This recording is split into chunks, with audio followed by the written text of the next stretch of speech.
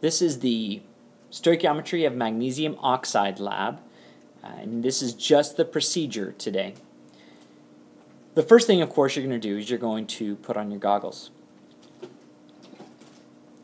Then you're going to cut a 7-centimeter strip of magnesium. And you can find a ruler and scissors up front.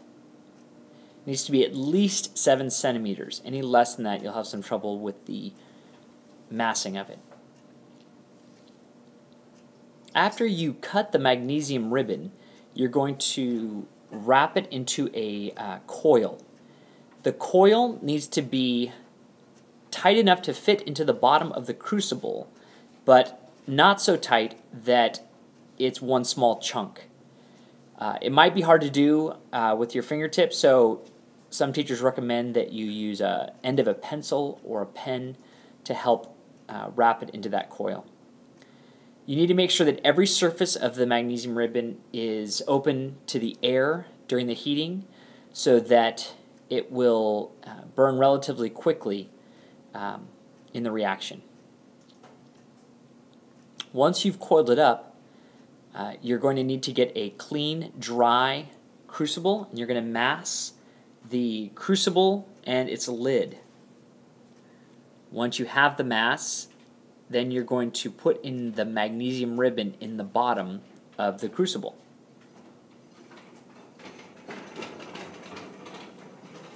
And you can see it's laying flat on the bottom of the crucible. Now you'd get the mass again. So now you have the mass of the magnesium, the crucible, and the lid. Record that on your paper.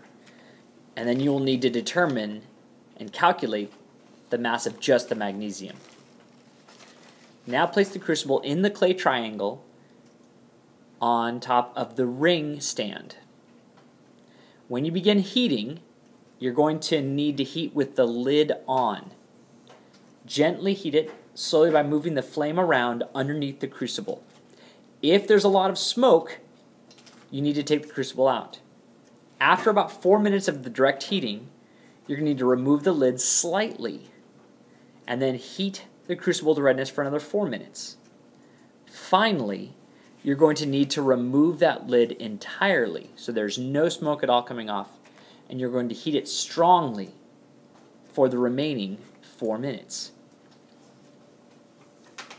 After that, remove the crucible from the fire, turn off the Bunsen burner, and now you're going to need to put the lid back on the crucible.